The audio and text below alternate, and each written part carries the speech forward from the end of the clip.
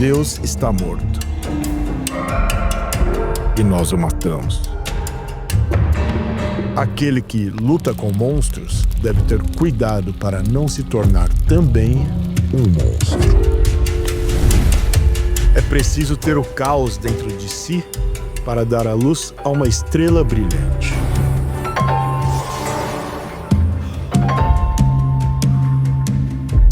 A lista de frases impactantes poderia seguir por horas. O homem era uma fábrica de ideias arrebatadoras. Mas não apenas isso. Nietzsche foi uma das figuras mais influentes do mundo moderno. Considerado por muitos um dos 4 cavaleiros do Apocalipse, junto a Freud, Marx e Darwin. Suas mensagens transgressoras foram um verdadeiro terremoto intelectual, que abalaram a religião, a moral, a filosofia e os valores da modernidade ocidental. Quem poderia dizer que a criatura conhecida por todo o planeta como o Anticristo veio ao mundo tal qual uma criança qualquer, sem chifres nem rabo? Um bebê loiro, de olhos azuis claros, nascido de parto normal, em 15 de outubro de 1844, em Reuken, um vilarejo da Prússia, atual Alemanha. Criado em meio a uma família extremamente rígida e religiosa, com o pai Karl Ludwig, um pastor luterano, também filho de pastores luteranos, era de se esperar que o jovem Friedrich Wilhelm Nietzsche seguisse o caminho de Deus. Porém, aos 4 anos de idade, ele viu o pai morrer de uma doença no cérebro, após um longo período de dor e agonia. 6 meses depois, morre seu irmão caçula, Ludwig Joseph, com apenas 2 anos. Prováveis gatilhos para uma primeira fissura na fé do pequeno Nietzsche. Passou a viver então em um ambiente de luto constante, dominado pela religiosidade das mulheres da família: a mãe, a avó e a irmã. Nietzsche era um pequeno nerd, estudava grego, latim e hebraico, escrevia poemas e compunha músicas. Quando leu O Mundo como Vontade e Representação, de um dos maiores pessimistas que esse mundo já viu, o filósofo carrancudo Arthur Schopenhauer, Nietzsche começou a desenvolver seu interesse pela filosofia e foi adentrando o incrivelmente inesgotável e fascinante mundo das ideias. O desenvolvimento da ciência, as teorias evolutivas de Darwin, os textos anti-autoritários e contestadores. Um mundo novo se abria para o jovem Friedrich. Com apenas 24 anos, se tornou o mais jovem professor da universidade na Basileia, ensinando filologia clássica.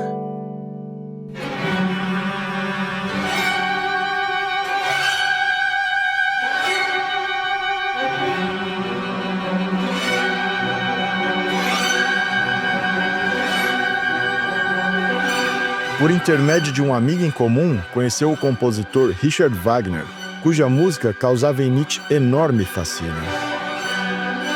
Ficou completamente encantado pelo carisma e magnetismo do homem, que, por sua vez, também se impressionou com aquele jovem sério e inteligente.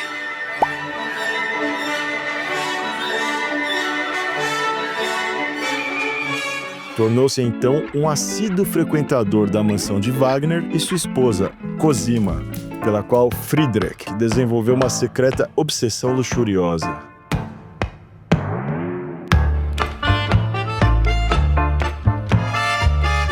Os 3 passavam dias discutindo filosofia, música e cultura. O convívio com o gênio da música causou profundo impacto e gerou em Nietzsche um ímpeto criativo.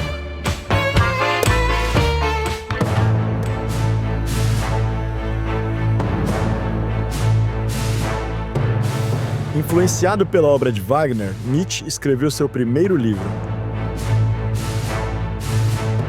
O Nascimento da Tragédia, publicado em 1872, quando tinha 27 anos. Discorreu sobre como a arte nasce da tensão entre 2 impulsos, o dionisíaco e o apolíneo, ideia que esteve presente em toda a sua obra. Baseando-se nos deuses mitológicos gregos, Apolo, o deus da luz, representa a ordem, a racionalidade, o equilíbrio. É o lado certinho da vida.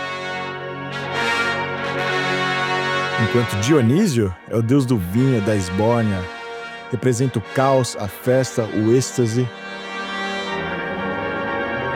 Para Nietzsche, a música de Wagner simbolizava o renascimento do espírito dionisíaco em um mundo bunda mole, tomado pelo Apolíneo. Mais tarde, Nietzsche mudaria de ideia sobre Wagner. Tentaria transar com sua esposa e descobriria que o casal havia lhe difamado, espalhando boatos sobre Nietzsche ter uma terrível compulsão masturbatória. Isso mesmo, Wagner enviou cartas relatando que seu amigo exagerava no amor solitário, o que na época era considerado uma doença grave. Seu primeiro livro foi um fracasso de críticas e vendas, assim como todos os outros. Pelo menos enquanto estava lúcido e vivo. Porém, desenvolveu uma obra extensa e complexa, cujos principais temas foram: a crítica à moral tradicional. Nietzsche considerava a moral do senso comum um cabresto para escravos, criada para domesticar o homem. Questionava os valores cristãos da humildade, obediência e piedade, dizendo serem produtos do ressentimento dos fracos contra os fortes. A moral ensina o indivíduo a tornar-se uma função do rebanho e a atribuir valor a si mesmo apenas enquanto tal. Deus está morto e nós o matamos. Com esta frase, Nietzsche não fala da morte literal de Deus, e sim de um colapso da fé e dos valores castradores e ressentidos que adoeceram o Ocidente. O cadáver não é Deus, e sim nossa crença em valores transcendentais. Essa é, para ele, a definição do niilismo, ou seja, quando o ser humano dá as costas ao mundo terreno, negando a vida em prol de um mundo mágico no além. O cristianismo tomou partido de tudo que é fraco, baixo, fracassado, fez um ideal do contraditório aos instintos de conservação da vida. O anticristo. O mundo é vontade de poder, nada além disso. Para Nietzsche, a vida deve ser afirmada.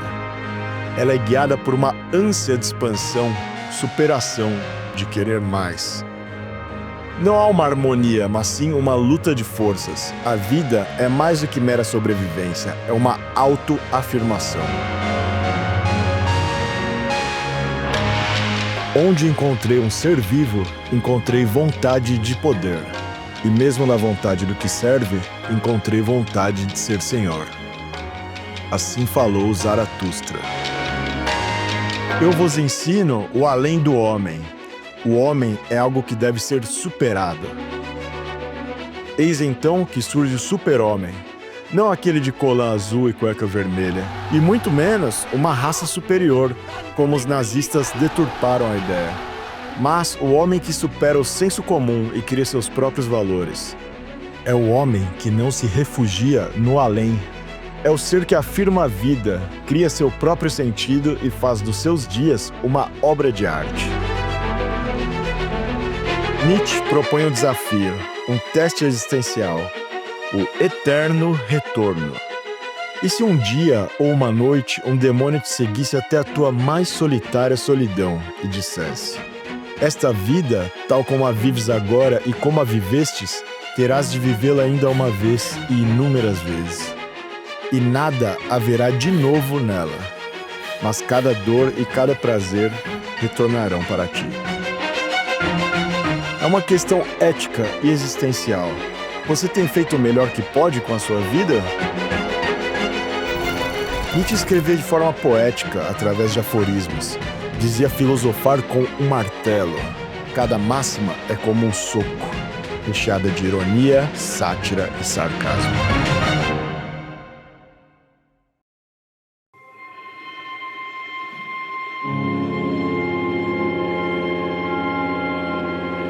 Apesar de suas ideias poderosas e cheias de vida, teve uma saúde debilitada e uma existência solitária. Sofria de dores crônicas, miopia severa, insônia, enxaqueca e problemas digestivos. Passava dias trancado em um quarto escuro por causa da dor nos olhos e fotofobia. Mudava constantemente de cidade em busca de clima e condições melhores para seu bem-estar.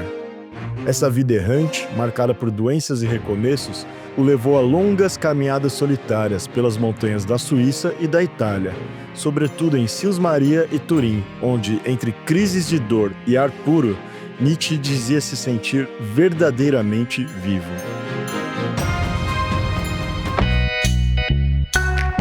Mas a tragédia mesmo foi sua vida amorosa. Nietzsche era definitivamente um fracasso com as mulheres. Nunca se casou, nem teve qualquer relação estável conhecida. Gostava de frequentar as casas de cultura das cidades em que viveu, onde provavelmente contraiu sífilis, que foi uma das prováveis causas de seu colapso mental.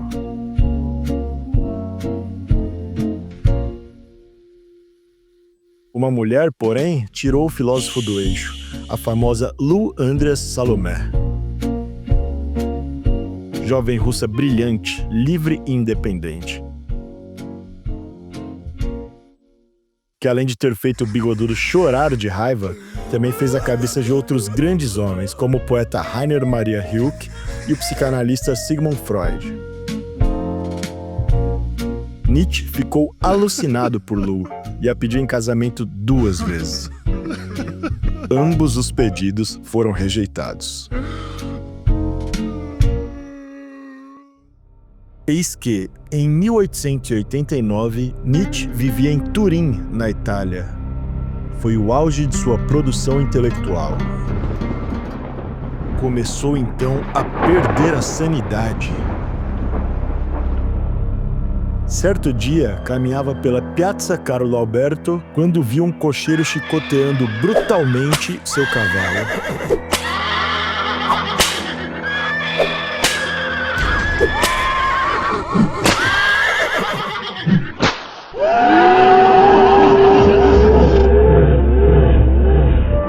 Nietzsche correu até o animal e, em lágrimas, abraçou o seu pescoço.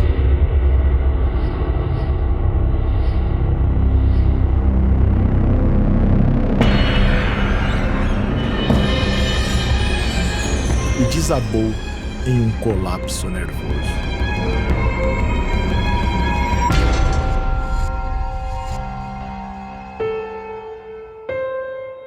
Foi internado em hospitais psiquiátricos onde sua saúde e sanidade deterioraram até que sua mãe o levou para casa, em Naumburg. Ficou aos cuidados da mãe e da irmã, em estado vegetativo.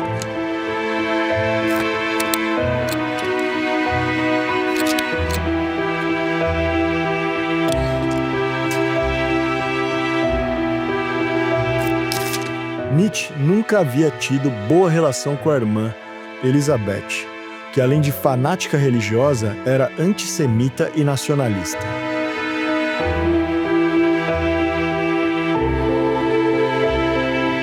Com a invalidez do irmão, manipulou seus manuscritos e sua imagem para o fazer parecer simpatizante do nazismo.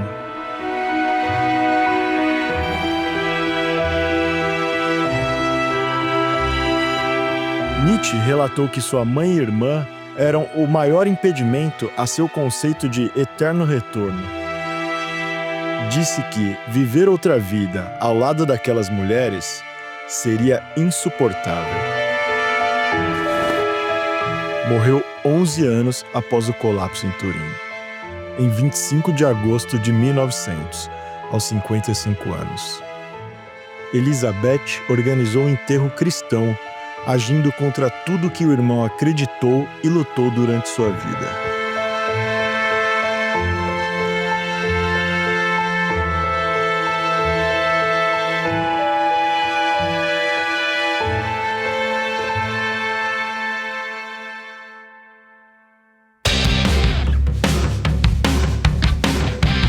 As ideias de Nietzsche estão profundamente entranhadas em nossa cultura. No cinema, na literatura, na música. nas discussões acadêmicas e em todo o comportamento humano. O legado do grande rebelde da filosofia segue vivo e mais forte do que nunca. Em sua autobiografia Ecce Homo, Nietzsche disse: "Conheço o meu destino. Um dia, meu nome será associado à lembrança de algo tremendo, de uma crise como nunca houve na Terra, da mais profunda colisão de consciências, de uma decisão que foi conjurada contra tudo que até então fora acreditado, exigido, santificado. Eu não sou um homem. Eu sou dinamite."